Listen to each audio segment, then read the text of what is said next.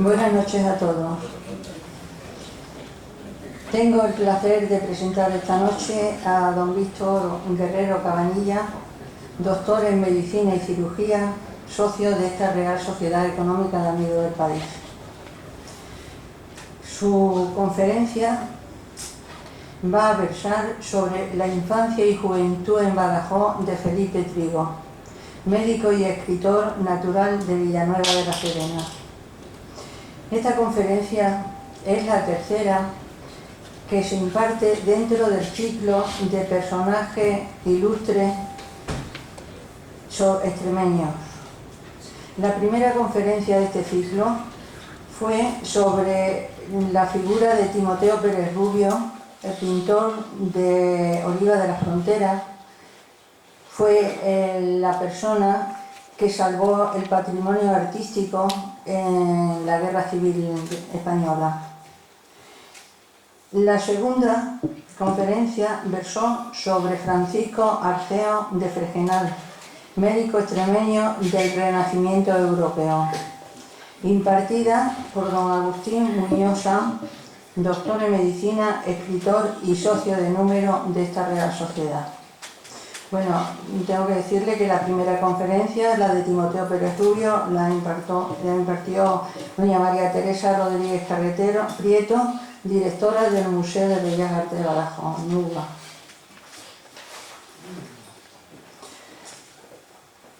Víctor Guerrero Cabanilla nació en Esparragosa de Lares, Badajoz. Licenciado en Medicina y Cirugía por la Universidad Complutense de Madrid. Medalla de Extremadura en 2010 y medalla del Mérito del Colegio Oficial de Médicos de la provincia de Badajoz. Es cronista oficial de Esparragosa de Lares. Entre sus galardones cuenta con el Premio Nacional de Médicos de Rebotica, una distinción prestigiosa que se otorga a médicos que sobresalen por sus valores profesionales y humanísticos. El Ayuntamiento de Villanueva de la Serena le dedicó su nombre a un centro sociosanitario local como reconocimiento a su altruista labor en el campo de la drogodependencia. La comarca de la Siberia le distinguió también con uno de sus premios a la trayectoria social. En su producción literaria cuenta con los libros siguientes: La salud de Carlos V, editado por la Fundación Academia Europea de Yuste. Felipe Trigo, Desorden mental y creatividad literaria de la Consejería de Cultura y Turismo y el Ayuntamiento de Villanueva de la Serena. Editado por la Diputación Provincial de Badajoz en 2007, Esteban Fernández de León Ibarra, 1748-1819. Un estadista ilustrado de Esparragosa de Lares. Una de sus más extensas obras es Encomienda de Lares, siglo XIII al siglo XIX, publicada por la Editora Regional de Extremadura. Su obra más reciente es La Hacienda Municipal de Villanueva de la Serena en el siglo XIX. Censos fiscales del vecindario en 1831 de la colección Investigación de la Asociación Cultural Torre y Tapia de Villanueva de la Serena y la Diputación de Badajoz. Como coautor ha participado en las siguientes publicaciones: Extremadura, Tierra de Libros, editada por la Consejería de Cultura de la Junta de Extremadura con la entrada Jarrapellejo de Felipe Trigo. Los primeros liberales españoles, La aportación de Extremadura, 1810-1854, publicado por la Diputación Provincial de Badajoz en 2012, en el que redactó la reseña bioprosopográfica de Manuel Luján. Su actividad literaria e investigadora se extiende también a artículos y ensayos, destacando entre estos últimos los publicados en la Revista de Estudios Extremeños. Entre otros está La muerte de Carlos V, una interpretación médica del mito de Antígona, y La impostura feminista de Felipe Trigo. Sus trabajos han sido también recogidos en el Boletín Anual de la Real Academia de las Letras y las Artes de Extremadura, como la investigación llevada a cabo sobre Hernando Franco, 1532-1585, músico polifonista natural de Galizuela. Asiduo participante en jornadas de estudios relacionados con Extremadura, con la idea principal de aportar sus investigaciones en el campo de la historia o personajes singulares. Clima social en Villanueva de la Serena ante la invasión napoleónica, la expulsión de los moriscos y descubrimiento de la infancia, los campesinos de la Siberia extremeña en el siglo XVII, los orígenes últimos del liberalismo representado en las Cortes de Cádiz, los emisarios anónimos de la ciudad en Extremadura a finales del siglo XVIII, Real Hacienda, censos fiscales de vecindario y recaudación municipal de tributos en la primera mitad del siglo XIX en Villanueva de la Serena. Medicina y literatura, las dos caras de una misma moneda, la esencia del hombre. Puebla de Alcocer y el honrado concejo de la Mesta de Pastores. Las enseñanzas en Extremadura en el siglo XIX. La aportación de la Real Sociedad Extremeña Económica de Amigos del País de Badajoz. Y regalía de nombramiento de sacristán en Esparragosa de Lares. Después de todo esto, Víctor Guerrero, don Víctor, es columnista del periódico Hoy. Y antes de terminar, Víctor, quiero expresarte mi agradecimiento por haber aceptado la invitación y acompañarnos esta noche en esta sala. Y muchas gracias. Buenas noches. Gracias a ti, Maruja. Y gracias también a esta entidad tan ilustre por brindarme la oportunidad de prestarme esta tribuna tan prestigiosa, ¿no? Perdón, Víctor. Me he olvidado decir que el don Víctor Guerrero Cabanilla es socio de esta Real Sociedad.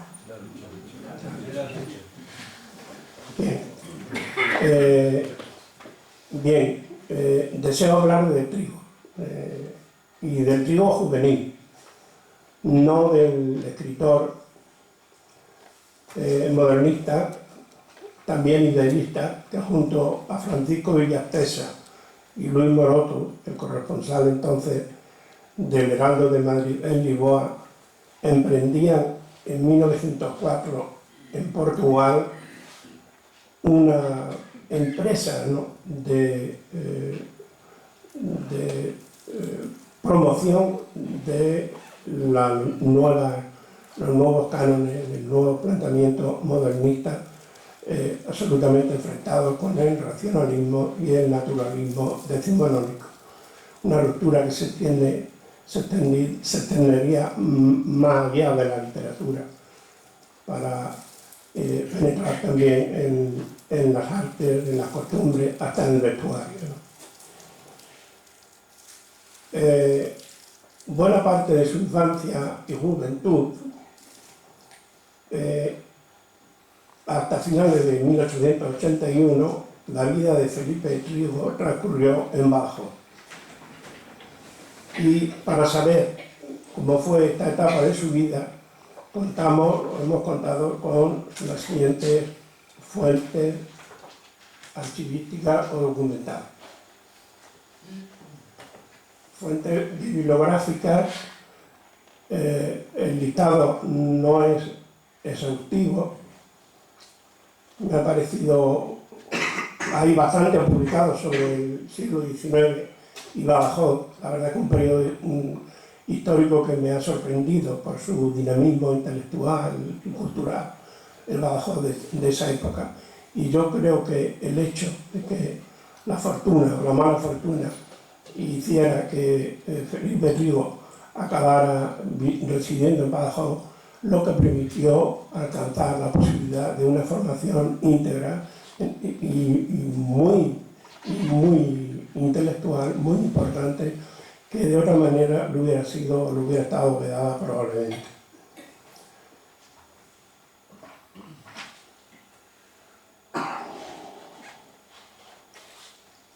parte de las fuentes bibliográficas hemos manejado relatos autorreferenciales. Es decir, Felipe de Trigo fue un escritor muy autorreferencial. En todas sus novelas, en todos sus relatos, salvados los de carácter ensayístico, científico, en toda su narrativa de ficción, Felipe Trigo incorpora algo, mucho, poco, de su propia vida, ¿no? Pero son fundamentalmente los libros, las novelas reseñadas, aquí en esta imagen, las que mayor importancia tienen para poder seguir el rastro de su infancia y de su juventud. Sobre todo las 4 primeras, porque Las ingenuas, Los abismos, Sí sé por qué y El médico rural, aunque también son muy autorreferenciales, ya se refieren a contextos o a épocas relacionadas con su vida adulta en Madrid, es decir, en relación con su estancia en Badajoz, Reveladora, Los Invencibles, En camisa rosa y En la carrera son las 4 grandes obras fundamentales de las que podemos extraer datos de interés. Se cumple ahora, en este momento, el primer centenario de su muerte, acaecida, como sabemos, el 2 de septiembre de 1916, por la mañana, a la hora de suelen suceder todos los suicidios, y en realidad cuando muere, cuando pierde la vida, el escritor modernista ya había dejado de existir, vencido por su enfermedad mental invalidante. Su padre murió en 1869 cuando trabajaba como ayudante de obras públicas en la financiación de las obras secundarias del ferrocarril de Ciudad Real a Badajoz, que había entrado en funcionamiento en 1866, hace ahora 150 años. Esta obra pública espectacular fue realizada, quiero decir, su trazado, su ruta, gracias a la mediación, a la intervención de quien era entonces ministro de Fomento durante el bienio progresista 1854-1856 y socio de la Económica de Badajoz, Francisco de Luján Miguel Romero, hijo del diputado liberal doceañista Manuel Luján, natural de Castuera, y de doña María del Carmen Miguel Romero Moreno, natural de Villanueva de la Serena. Su mediación, como les decía, fue determinante para la construcción del ferrocarril de Ciudad Real, Cabeza del Buey, Castuera, Villanueva, Mérida, Badajoz. El primer tren de Extremadura. La Real Sociedad Económica de Badajoz, que había solicitado y defendido este trazado viario calificado como agrarista e iberista, otorgó en 1863 a Francisco Luján el nombramiento de socio de honor como reconocimiento a esta tarea. Las ventajas de estar construido el tramo de Madrid a Ciudad Real por Alcázar de San Juan para proseguir desde la capital manchega a Cabeza del Buey fue un factor claramente determinante al hacer el trayecto señaladamente más corto. La muerte del padre del Trigo supuso un grave revés económico para la familia, obligada a buscar el amparo de 2 hermanas de la madre residentes en Badajoz, quienes gozaban de una cierta holgura económica. En este momento hemos emprendido una investigación para tratar de aclarar algunos aspectos relacionados con esta familia de Badajoz. Felipe Trigo fue siempre, como he dicho, un escritor muy autorreferencial.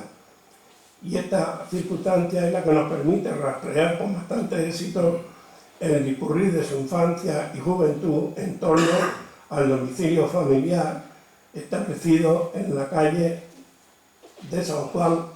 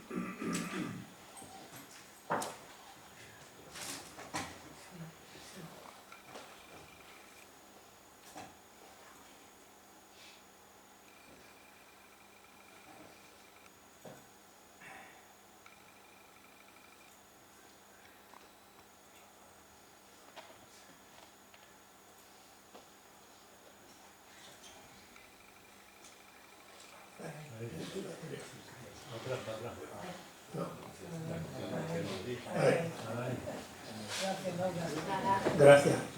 Discúlpenme. Bien. Establece el domicilio familiar en la calle de San Juan, en una casa contigua a la iglesia de la Concepción. Pueden ver en la imagen proyectada. La novela Los Invencibles es una de sus narraciones cortas en que más referencias existen a su infancia y juventud de Badajoz. He podido verificarlo cuando, revisando un ejemplar, por cierto, intonso, virginalmente conservado, de la Biblioteca de Extremadura, que me ha permitido o que me ha podido hacer sospechar el escaso interés que tiene nuestro novelista, nuestro famoso novelista entre los lectores. Junto a esta novela corta contamos con otras, las reveladoras, más dedicadas a episodios relacionados con su primera infancia, cuyos protagonistas son las criadas de la nueva casa familiar. Y otra más, en camisa rosa, una novela póstuma también, nos acerca a su recuerdo de la infancia hasta que en 1881 se trasladara a Madrid, como sabemos, para cursar los estudios de medicina en la Universidad Complutense. Mi niñez insulsa y tormentosa. Yo no tenía padre, como ellos. Viví recogido por mis parientes. Cuántas calladas amarguras, confesaba Trigo, refiriéndose a esa primera etapa de su vida, sus años de soledad y de privaciones afectivas, consciente ya de una realidad personal poco alentadora. La pérdida tan temprana del padre, cuando tan solo contaba con 5 años de edad, tuvo para él un gran coste, no solo en términos de estatus socioeconómico, sino también en el plano emocional y afectivo. La orfandad del padre y una medio disfrazada miseria me han tenido siempre soledoso y triste, confesaría el mismo tiempo después. Poco a poco, Felipe Trigo iría labrándose una imagen muy negativa de aquella sociedad de su tiempo, a la que fustigará en cuanto pueda. Poco tiempo después de la muerte del padre se produjo la especialmente dolorosa, ya viviendo en Badajoz, de Julia, su hermana, la más querida, con la que mantenía la más estrecha relación, y poco tiempo después finalmente la de la madre, es decir, en poco más de un lustro perdió padre, madre y la hermana con la que tenía mayor vinculación afectiva. Estas circunstancias familiares convirtieron a Trigo en un huérfano muy carenciado. Fue pues la suya una infancia sin padre ni madre, y de no darse, como en su caso, una respuesta familiar amplia, el niño en esas condiciones hubiera quedado en riesgo de exclusión social. Y algo más, y algo así veremos cómo planea sobre la vida de Felipe Trigo, por fortuna sin acarrear finalmente complicaciones graves. Estos niños, tras vivir en la orfandad y el aislamiento, involucionan hacia una adolescencia eterna. Crecen físicamente, pero no maduran ni evolucionan en los aspectos psíquicos, emocionales y espirituales. Solo serán salvados, como en cierta medida fuera el caso, si encuentran otras fuentes alternativas de cuidado, protección y afecto. De la madre recibimos la vida y la palabra, pero de la madre que ha sufrido estas desgraciadas percances, de las pérdidas afectivas del esposo y de una hija que se defiende malamente del duelo, incapaz de gestionar su tragedia, no recibimos nada.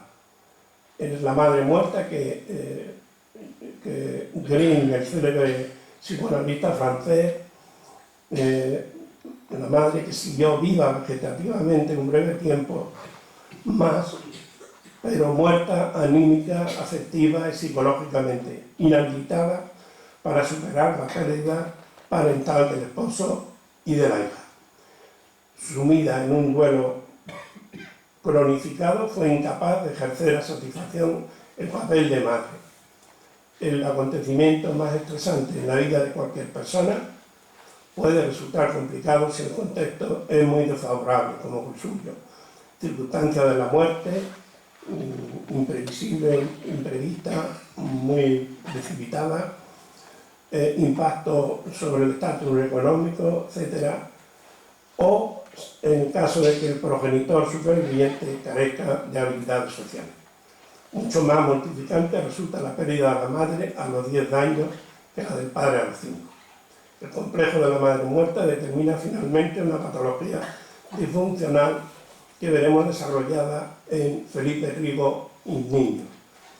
Pero lo que se pierde en realidad no es la persona a la que se ama, sino el amor y la entrega material que venía dispensando la madre amada. Dicho de otra manera, la persona, en este caso nuestro, su madre, sigue allí, pero no puede prestar ayuda ni disponibilidad. Ya se ha dicho, la interrupción del proceso madurativo de su psiquismo, como ya les adelanté, una quiebra de los referentes existenciales capitales que a esas edades tempranas encarnan los padres en representación de la sociedad.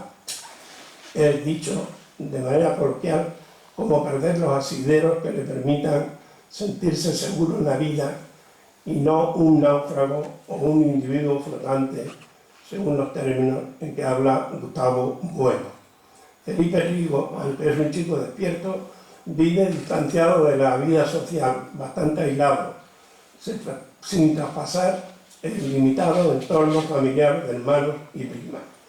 No asiste a espectáculos como los que se celebraban frecuentemente en el Teatro del Campo de San Juan, el teatro principal, o en el Salón de la Orquesta Española.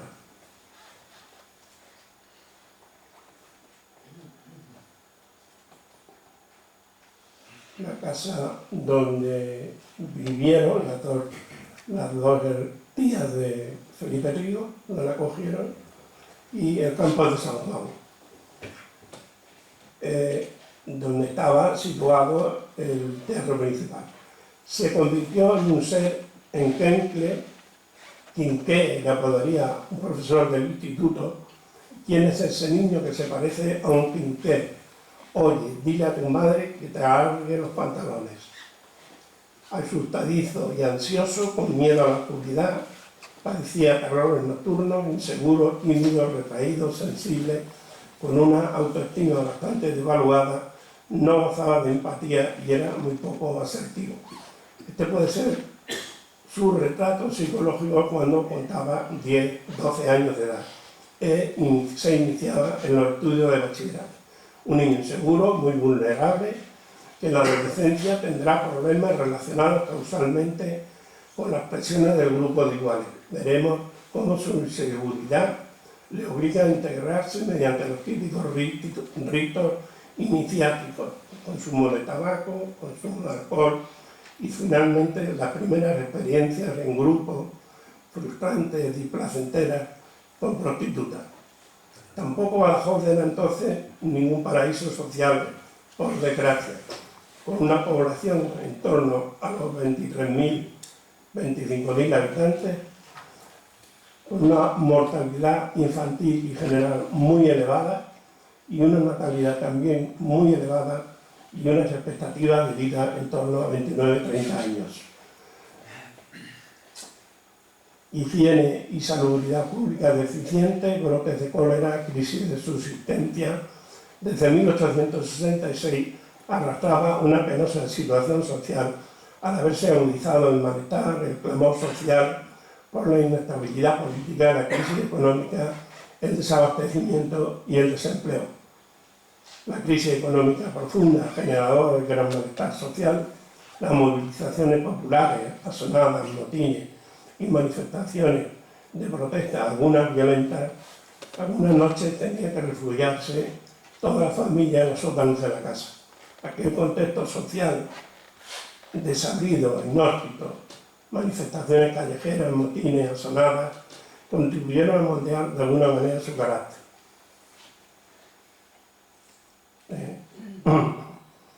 Lo mismo que el bosque acabó moldeando las copas de los árboles.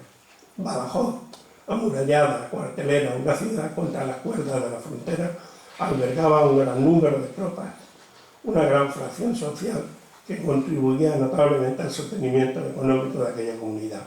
Mucha de ella, población flotante, que acudía de otros lugares, ejercía de alguna manera un papel dinamizador de la vida cultural local y le daba una cierta prestancia de cosmopolitismo.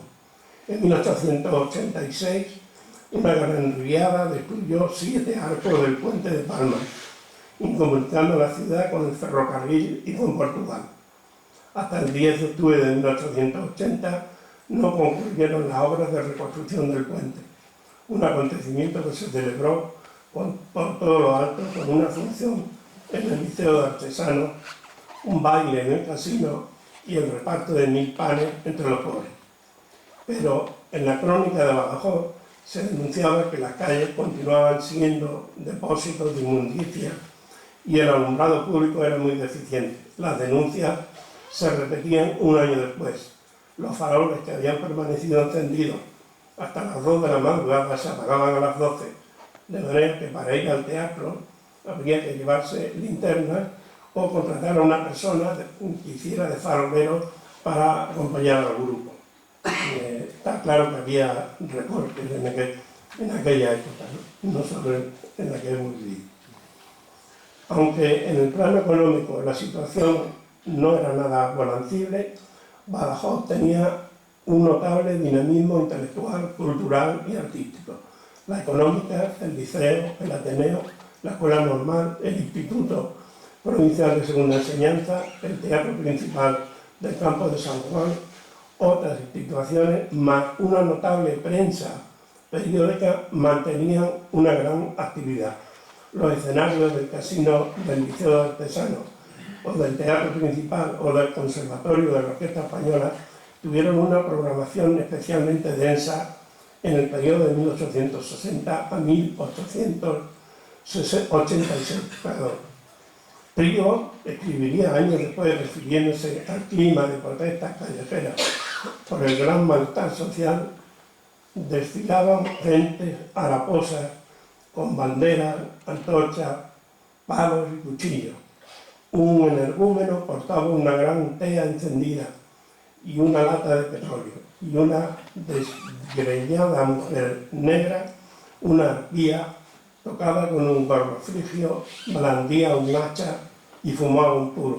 Vimos cómo ardía el parque.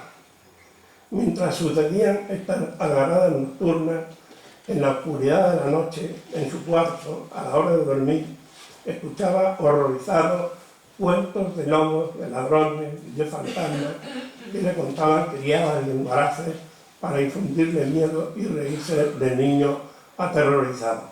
Insomne, por la dificultad para poder conciliar el sueño, oía desde la cama la voz ronca y apretada del sereno: Ave María Purísima, las 2:30 y nublado.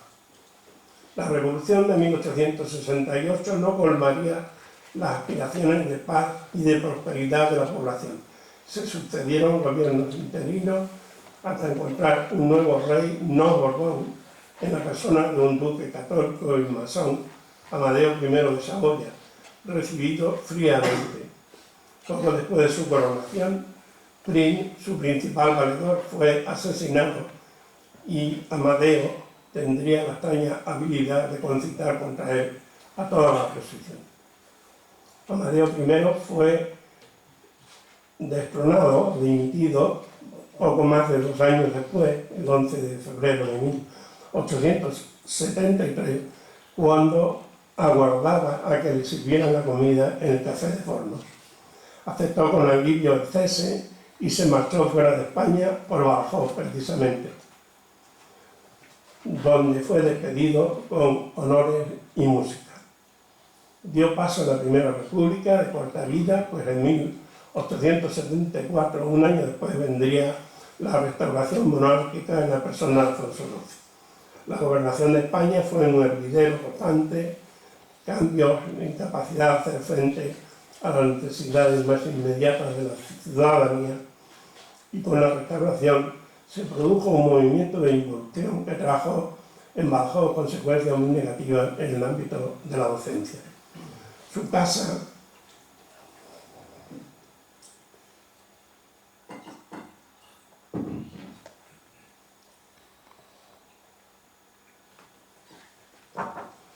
Tenía un gran patio interior, con galerías cristaladas en las dos plantas superiores, donde residían sus dos tías con sus familias respectivas. Al fondo había una gran fachada de ladrillo con tabatrillo, y el muro sin revocar lindaba con las ruinas del viejo convento de San Gabriel. En los mechinales de los grandes muros anidaban los pájaros.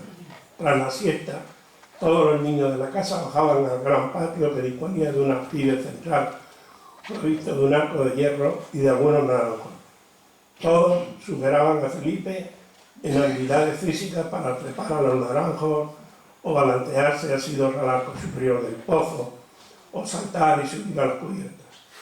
Esas limitaciones orgánicas, la falta de destreza física, le relegaban a la compañía de sus primas con las que jugaba a los altares, las lonjas y el comercio de trueque.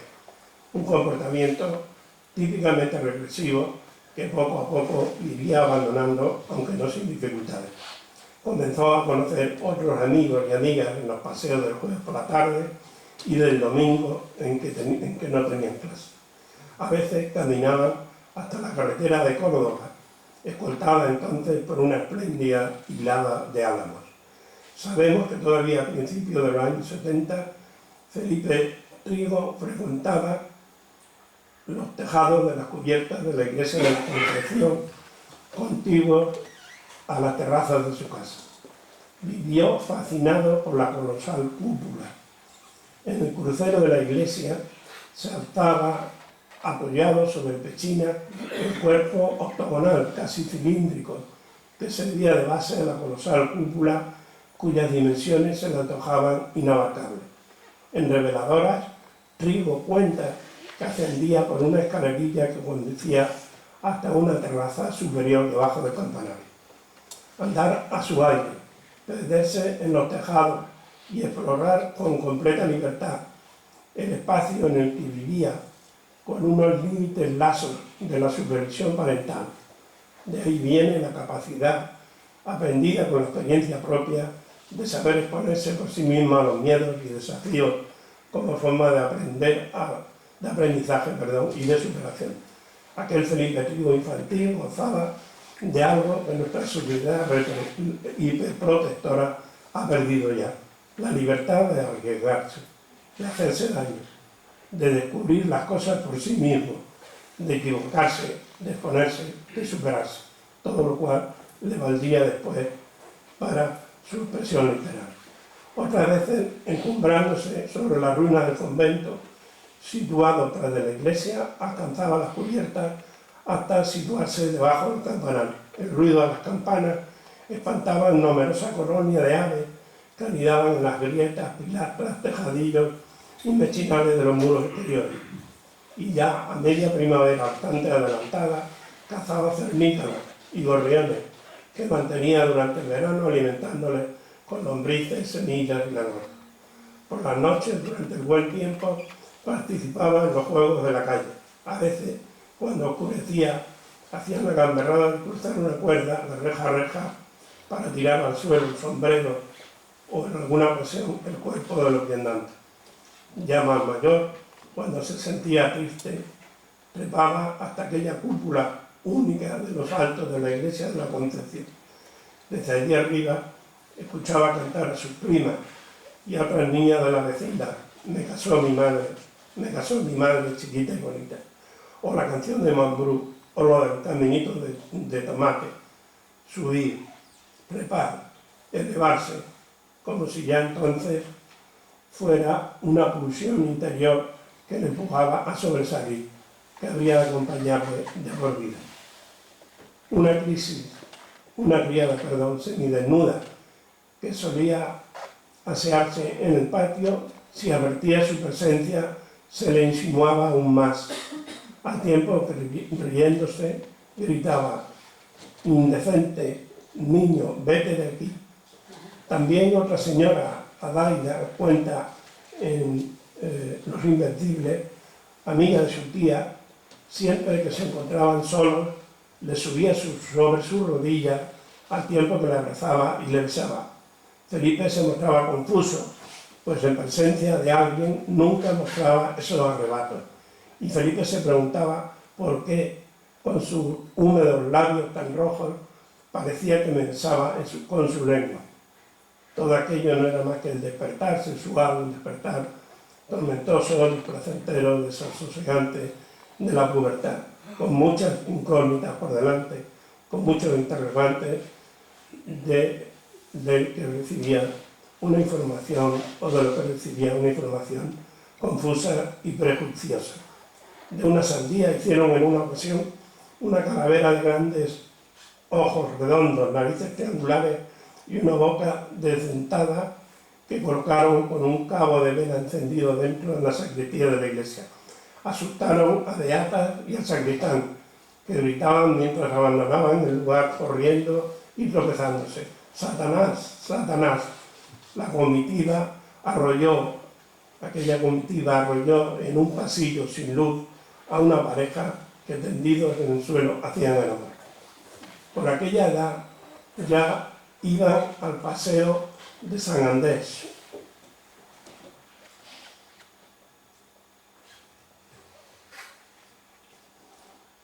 A corretear con las primas y con las amigas. Pero ellos, el grupo de iguales, ya no llevaban las pantorrillas al aire. Una joven titiritera que trabajaba en un circo ambulante habitó un tiempo en la casa de huéspedes, el Hotel de las Colonias, le llamaba Felipe Trigo. Creo que debe corresponder al de las dos naciones, según la versión que Simón Viola hace en su obra del poeta Monterrey, lindante con su casa, cuyas cubiertas se comunicaban con facilidad. Tocaba el violín, el arpa, y haciendo percusión sobre ellas con unos palillos conseguía sonidos melódicos de botellas y copas de agua. En el circo hacía exhibiciones a caballo.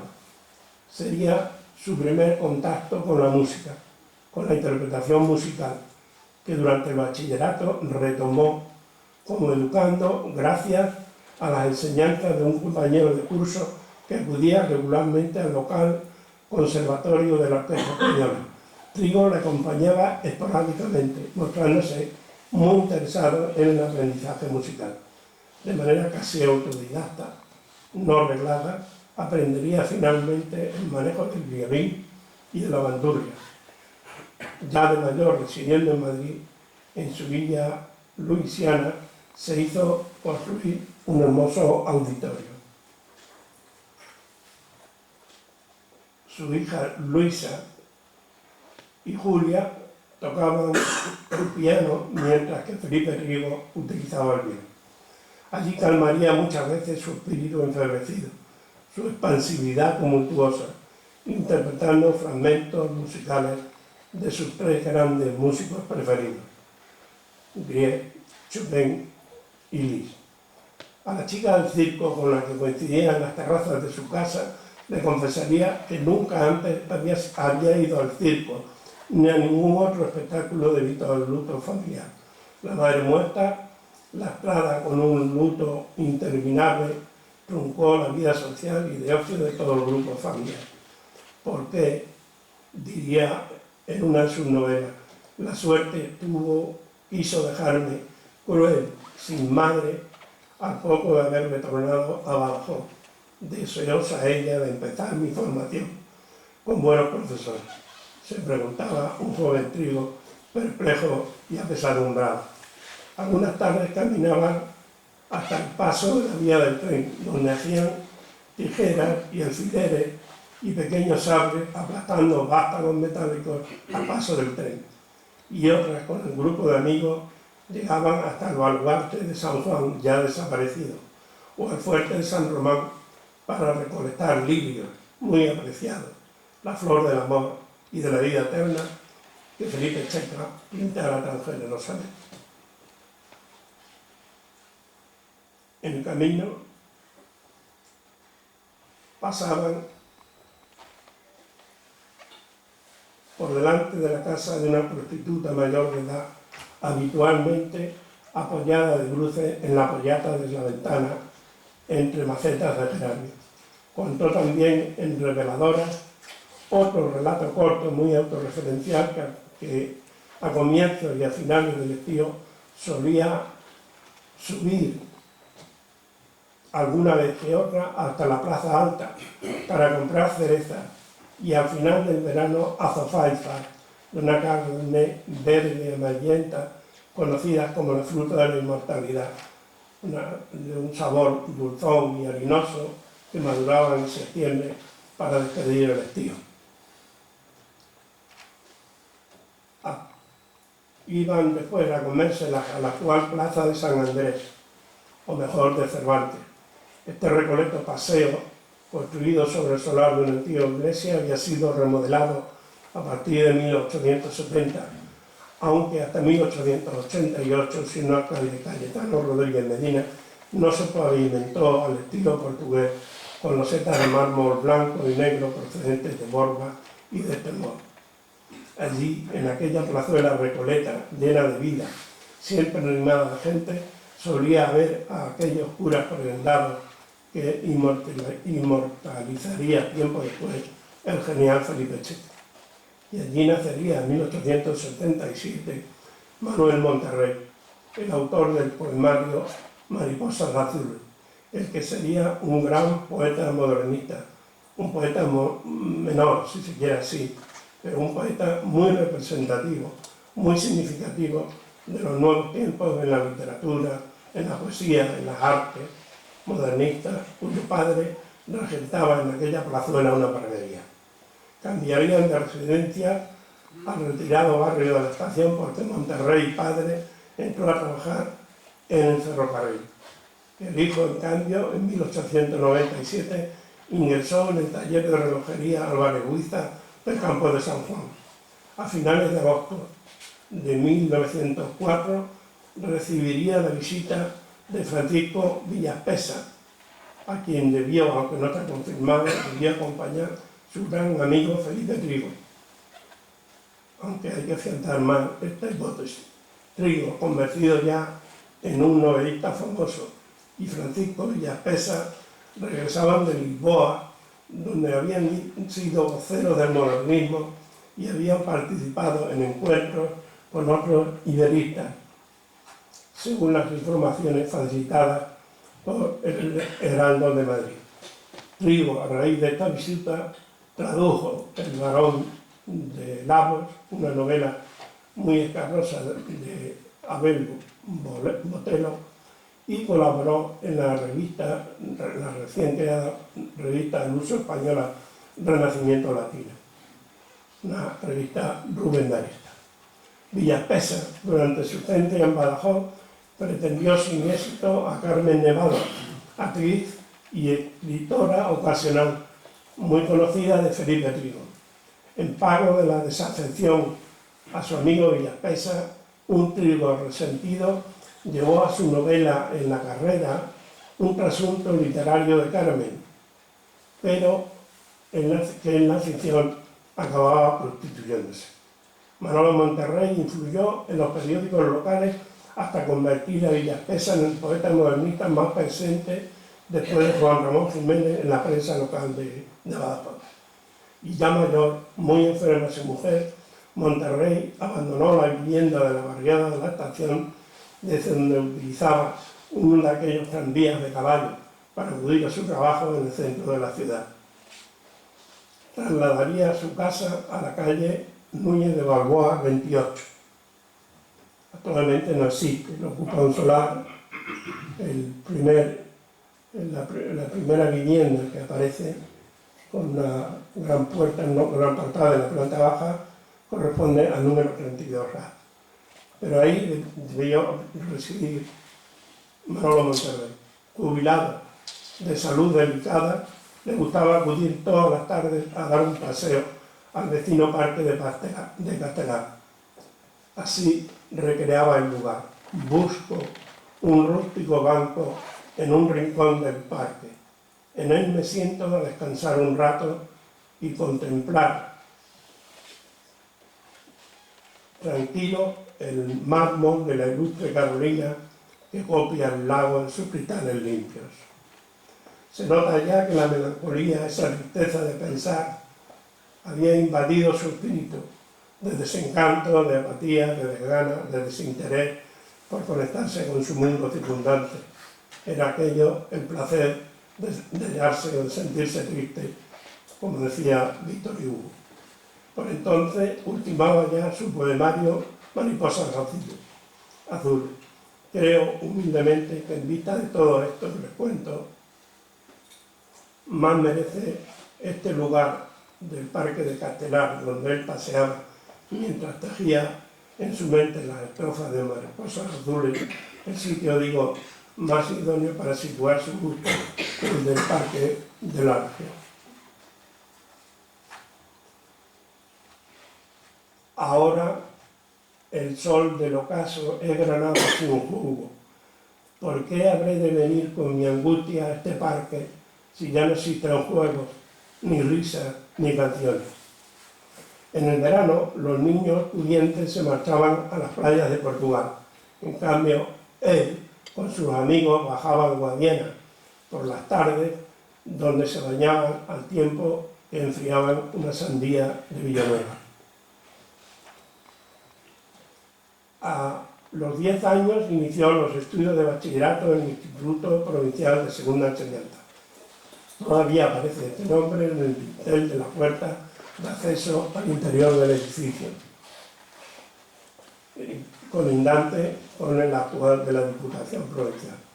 El instituto, como sabemos, había nacido en 1545 gracias a la mediación de la Real Sociedad Económica de Badajoz, aunque funcionó primitivamente en San Gatón, en el Hospicio y en el convento de la Trinidad.